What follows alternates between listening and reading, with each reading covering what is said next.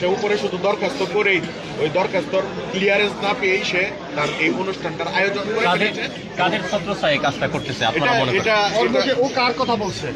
ওর মুখে বলছে যে সে বলছে না সে হলো তাকে আমরা শুরুতে জিজ্ঞেস করছি আপনি কার ছত্রছায়ায় আসছেন ওই দিন কিছু বলে নাই।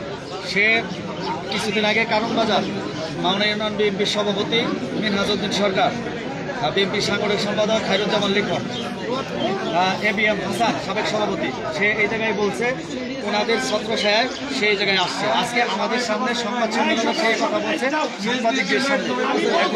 এখন আমার হলো একটা 2017 সালের প্রুফ আছে সে জায়গায় গাঞ্জা বেচত, মদের আসর ছিল, আমরা যে সময় ভাঙছি গাড়ি ছিল, যে জায়গায় এত কিছু ছিল সরকারি জায়গা দখল করে সে ওই জায়গায় ছিল।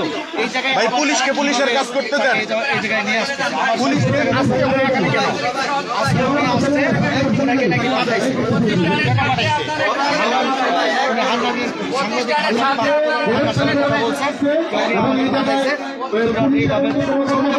ওইভাবে চলন তাহলে তো পাঠাইছে।